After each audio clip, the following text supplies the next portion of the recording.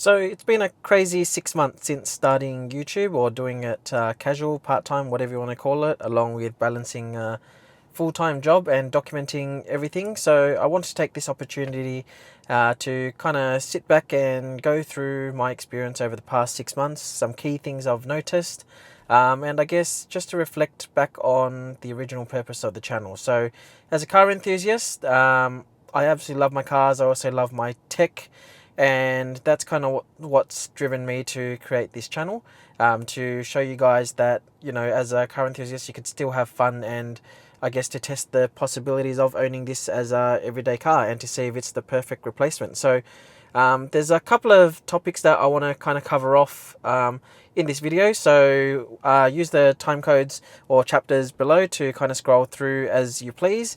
And just in advance, I just want to say thank you to all of the current subscribers. And if you're not subscribed and you do enjoy my content, please do consider giving a like and subscribing to this channel, because yeah, it will help my channel go a long way.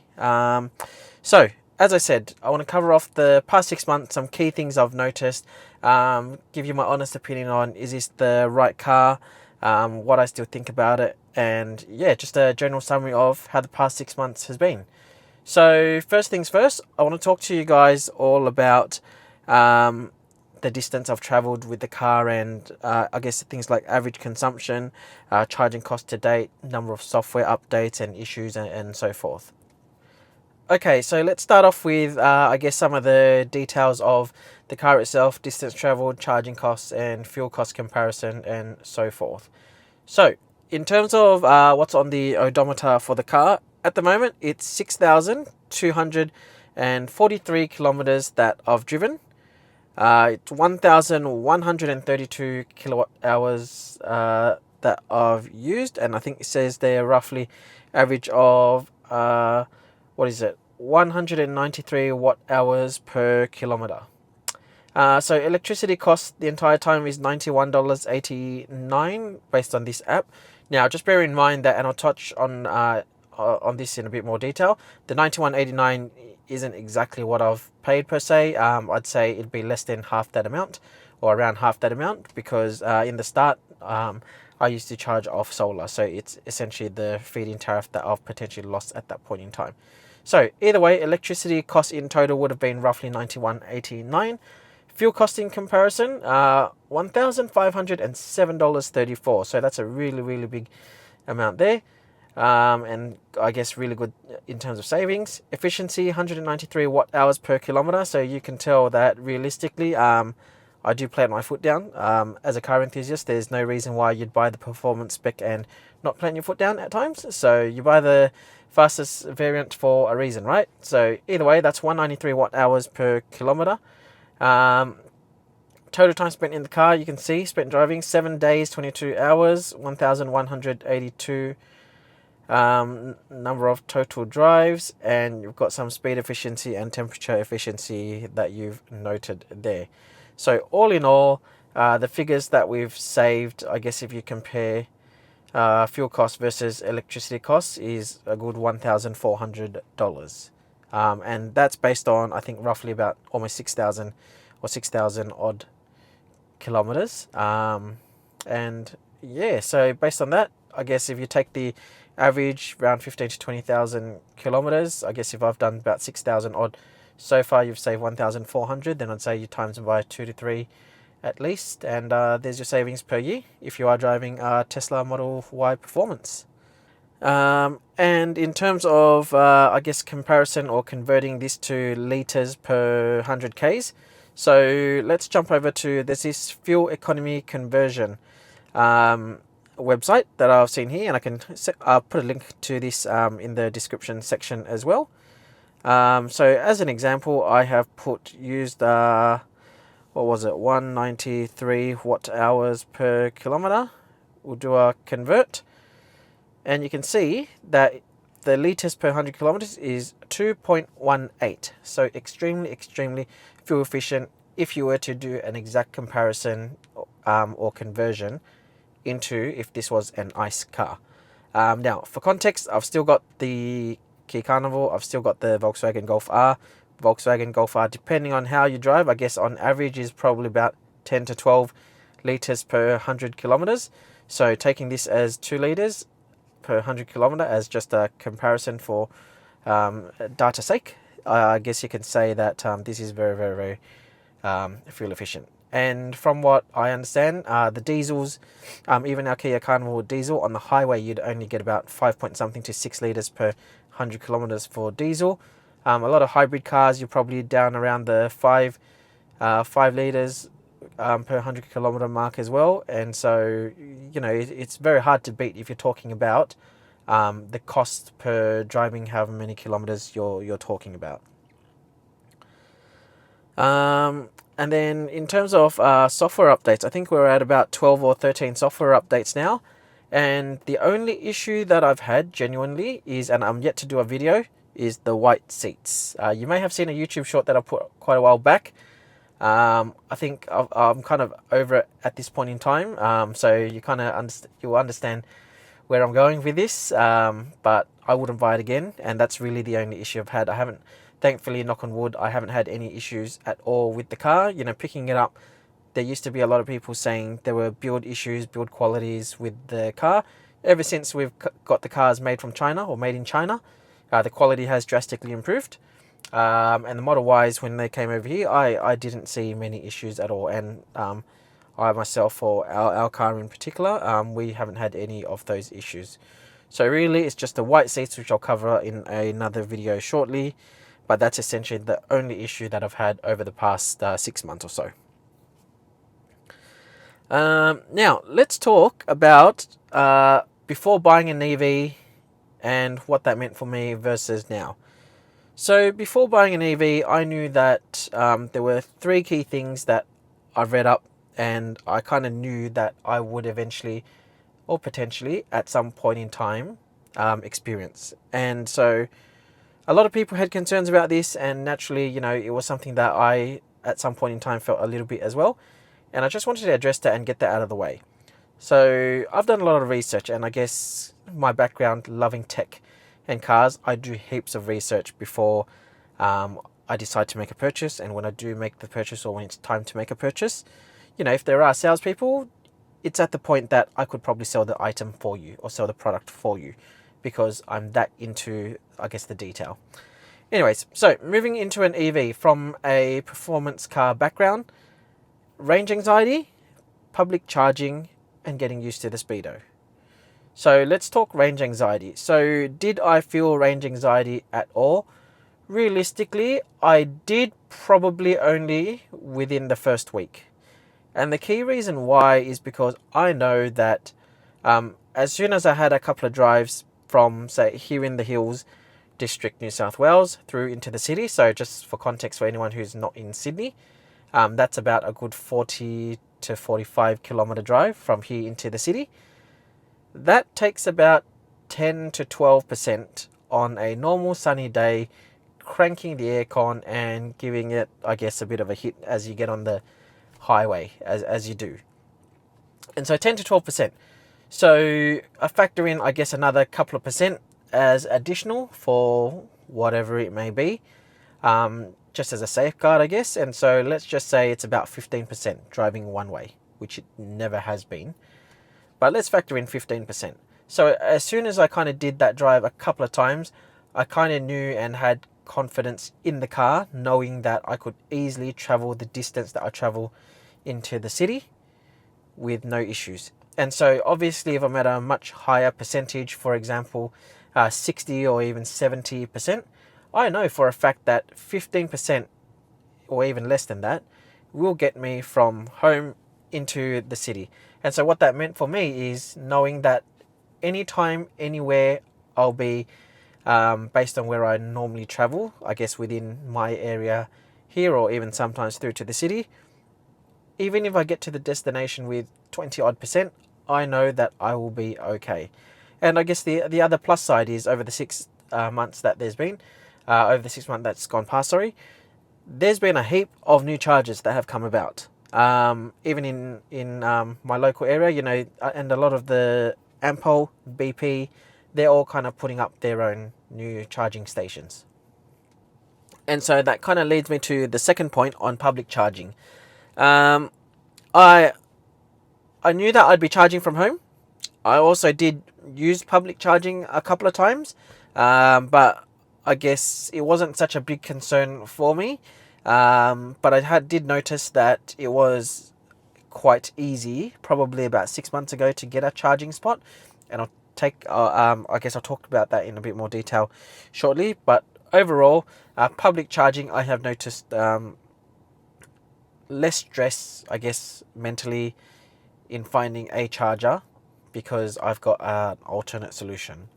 The third one that I've had people, I guess, query or have concerns is the speedo on the Tesla. People love having what they call a speedo, and a lot of people also call it heads-up display, which technically it's not if you have the device in front of you.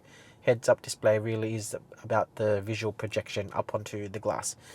Regardless of that, getting used to the speedo, which is on the left-hand side, probably get used to it, or I got used to it, I'd say probably within the first couple of days at most. And the reason why you kind of get used to it at most is because you kind of start understanding that everything is there and you naturally just kind of look there. Is it something that I'd wish there was an actual heads-up display or speedo? Yeah, sure, if the car came with it. Am I going to do one, or am I going to install one? If you guys are interested enough, honestly, I can start to research one. I can have a look at what kind of works best or potentially may work best, and I can absolutely get one installed. Let me know in the comment section below if that's something you guys want to see or you're interested in. But I found realistically getting used to the speedo wasn't such a big thing. My wife would still love to have I guess a speedo or a heads-up display. So yeah, but at the end of the day, look, it's not a game changer, right? So you still have a speedo, still complies with the laws, and so at this point in time, I just haven't got one. Okay, so the next bit, let's talk about how my charging habits have changed. So you may have seen my video, or one of my first videos, that I had the Tesla wall connector installed, and I'll put a link up here if you guys want to see that one. Essentially, I've got the 3-phase electricity connection at home with the Tesla wall connector, so it charges at a full 11 kilowatts when we need to. I did 6 months ago actually used to use Charge HQ a lot more than I do now. I haven't recently, more so because I'm on an EV plan, which is, I guess, a bit different, but I'll talk to that again at another point in time. So what you guys see on the screen at the moment is essentially solar analytics, which some of you may or may not have heard. So if you haven't heard of it, essentially it's a software that integrates with my solar system, which is a Fronius inverter, and it essentially spits out current usage and current consumption and current solar generation. It overlays them across each other, and it kind of gives you all of the facts and figures that you might want to know. Anyways, for argument's sake, what you see on the screen now is a date in time back in March, and what you see here is my old charging habits, which was essentially running off Charge HQ, which you would have seen in that video. And what this meant was, throughout the day, so you can see that the purple bars far on the right is essentially just my consumption, and then the yellow graph, or the yellow bar that go across here, that's essentially how much solar I'm generating. So over here, from about midday, I did start charging, and you can see that 6 kilowatt produced here on just the left over here. You'll see 6 kilowatt here produced, 6 kilowatt consumed, and that kind of heads all the way down, and you can see Charge HQ is doing a fantastic job at managing all of that, all the way through till just around before dinner time, where I've kind of switched it off because I didn't want to pay for actual electricity. And so the amount that I've lost here essentially is the feed-in tariff amount, and that's essentially the amount that it costed me to charge at that point in time. And so let's bring this back to sometime closer. Here as an example, Sunday 24th of September. You can see with the EV plan now, I pay, I think it's 8 cents per kilowatt hour between midnight to 6 a.m. So essentially I plug in the car, I set it to 12:15 to start charging, just to have that buffer of however many minutes, and it just cranks it up at the full 11 to 12 kilowatts, and depending on how much I need charged, essentially it finishes within a couple of hours at most. And then throughout the day, I still sell solar where I need to, and it still generates it as it does, and then I continue usage as per normal. So that's essentially the key differences in my charging habits. I did use Charge HQ previously. I used to rely on that to solely charge my car just because I didn't want to pay additional for electricity. Now I'm on an EV plan, it's much cheaper. It makes more sense for me to charge at night because I could still sell my solar back to the grid for I guess more money than it would cost me to charge. So it really doesn't make sense to charge through solar unless you specifically care about charging through renewables as opposed to paying for electricity from the grid. If you have any questions about solar or anything like that, just ask below. I'll answer them as we go. More than happy to do so, but that's essentially the differences in my charging habits. To finish it off, I guess I've basically stopped going or relying on any form of public charging. If I drive past and I need to charge or I'm low, and by low I mean probably between 30 to 40%, I'll plug it in if there's a spot there. But realistically, I don't even bother these days because it's just so cheap to charge at home for a couple of dollars for a full charge to warrant that. And realistically, I figured, give back to the community, right? If I don't need it and I know I've got other ways of charging, let's leave it for someone else. But each to their own. Whatever works for you guys. That's essentially just my view on charging. Next thing I want to talk about is the total number of accessories, I guess, purchased, sponsored, whatever you guys want to call it. There's been a variety of things that I've purchased and had sponsored over the past 6 or so months. I think my favorites out of all of them would have to be the Jawa phone charger. And that's really purely because on my case here, if you can see that, I've got a kickstand that you can get here. Now this is perfect to stand this way. The phone actually stands upright. You can watch TikTok videos, or you could put it this way. You could watch YouTube videos. It is an amazing stand, and it was just an addition that I put onto this case. My issue is because there's a bump over here, this no longer charges on the Tesla charging pad that's already included with the car. And also you can't use Waze because it means you really need to look down if you need to have a look at if there's any police warnings or anything like that. And so the Jawa car charger is MagSafe, which is actually pretty strong. It also charges the phone, which is fantastic, and it allows me to position it in any way I'd like. So that's my absolute number one favorite accessory. The other favorite accessory I'd say is probably the best out of the bunch is probably the sunshade. You can probably see that I've taken off at the moment, but it makes a massive difference. I don't care what anyone says around the glass looking good and whatever it is. It's Sydney or it's Australia. We get blistering hot temperatures here, and I would 100% recommend it to anyone. Now I know there's heaps of different other ones. I'd say having one is better than having none. So whatever you guys I guess choose to buy for your car, then absolutely do that. But I would absolutely recommend in the summer heat, you should absolutely get a sunshade. Okay, so those are the two favorite accessories of mine. And let's talk about the next thing. So now let's talk about EVs and would I recommend it. So as a daily car, to get to A to B or to drop off your kids or to drive to work, absolutely yes. Yes, all day, every day. Not purely because of being, I guess, a greenie or environmentally friendly, all of that. That's just icing on the cake.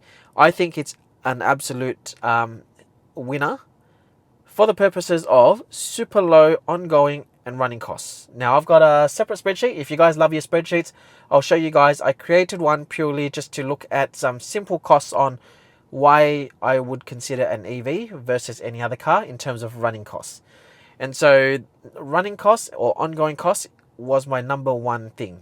And the reason why was because if I can save more money from, I guess, ongoing costs for running cars, I could spend money elsewhere buying more tech or buying other stuff or even buying another car.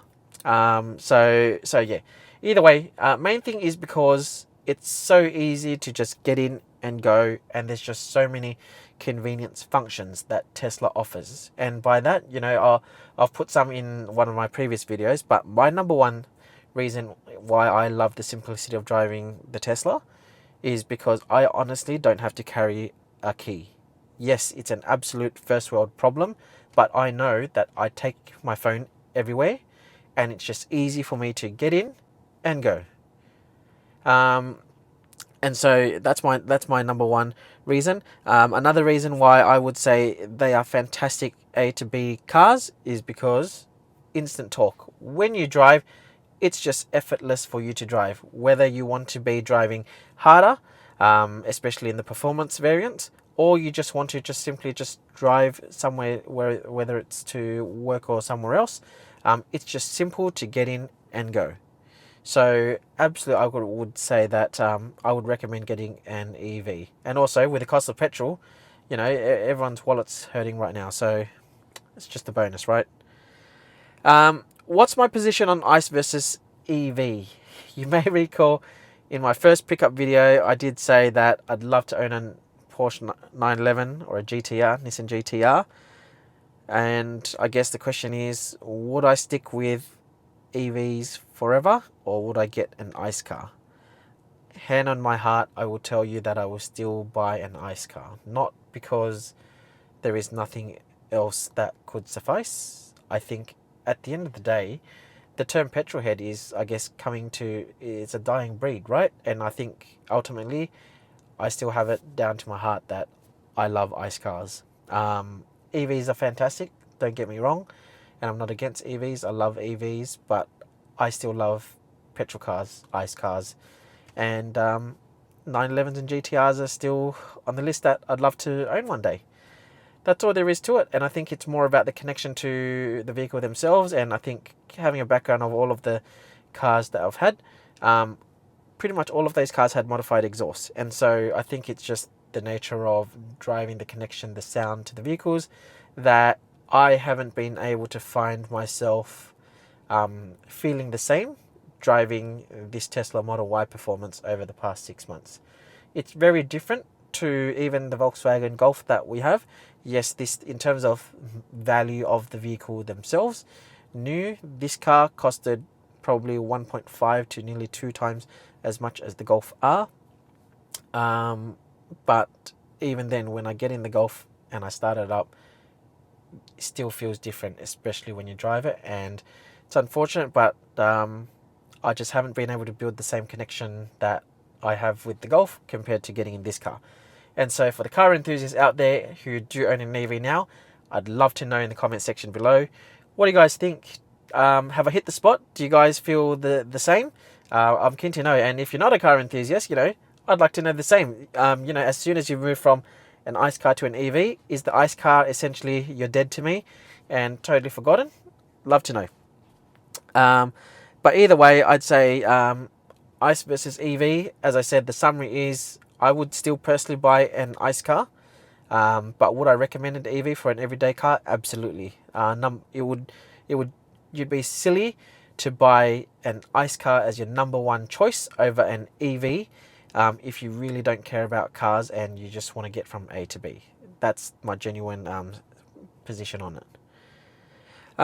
Now let's talk some significant changes that I've seen evolve in, I guess, the world of EVs in the past 6 months. Number one is there are way less ICE cars that I've seen on the road.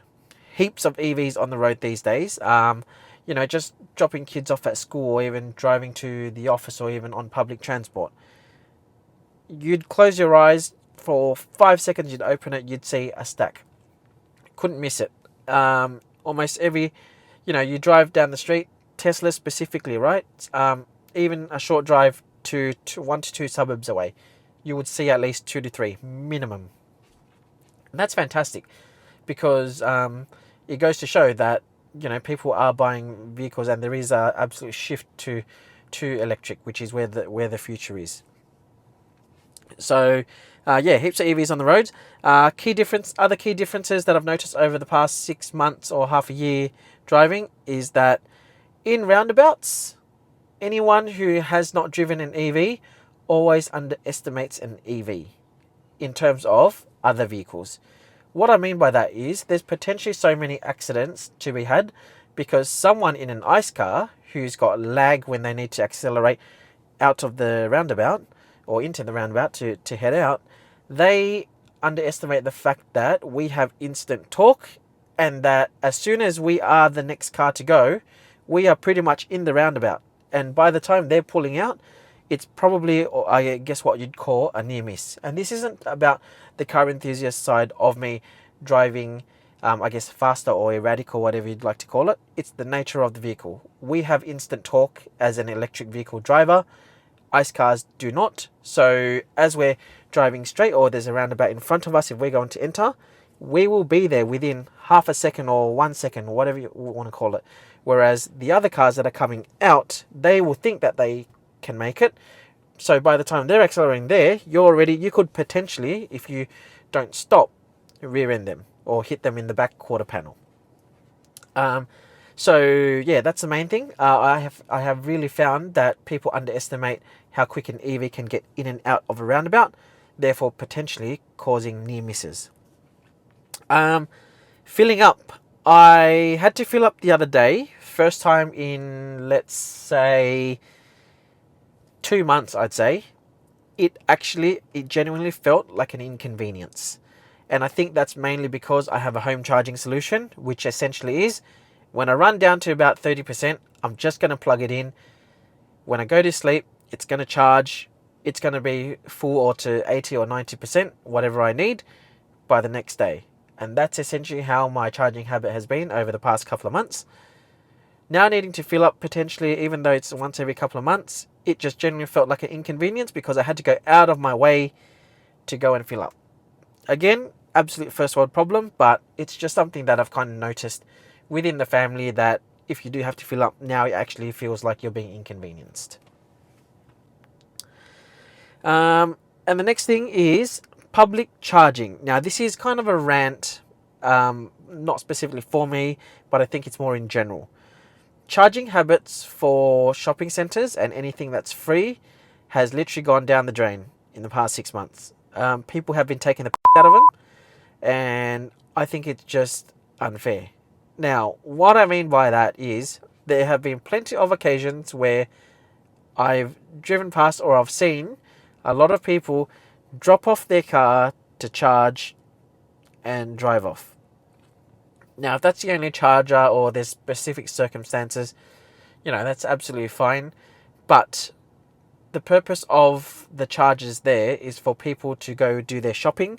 If people are driving it to a shopping centre, dropping it off to be charged, and then they're just heading off to do something else, I personally think that's a little unfair.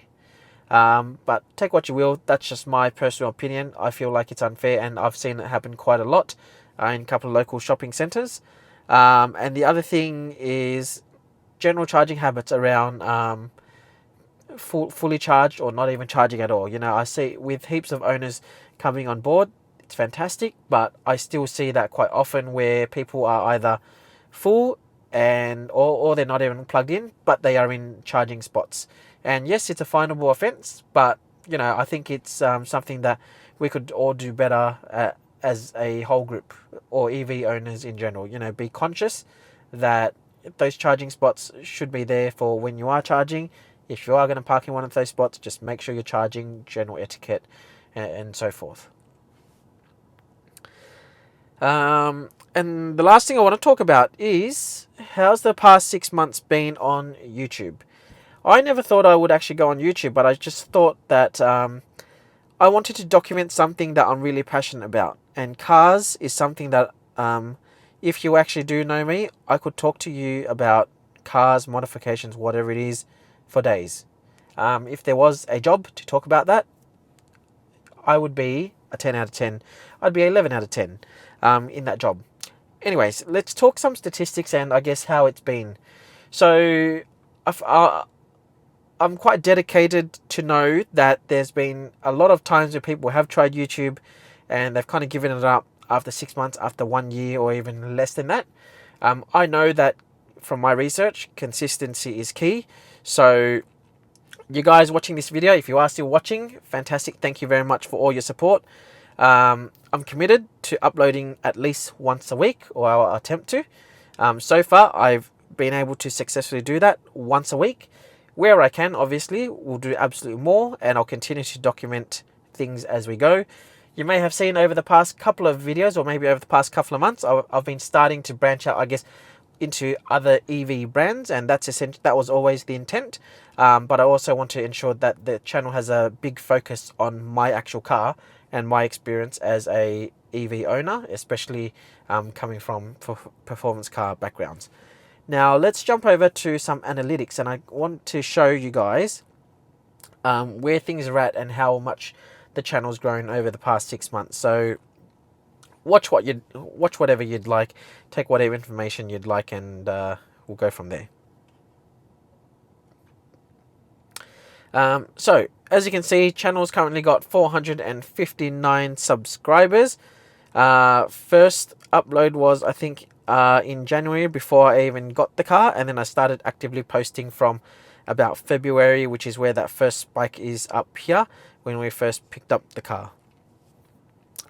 So overall, 45,873 views so far. Watch time 2,900 hours with the 459 subscribers. You guys seem to love the things I don't like about the Model Y. So if there's anything else you guys want to know, drop them in the comments. Let's start a discussion.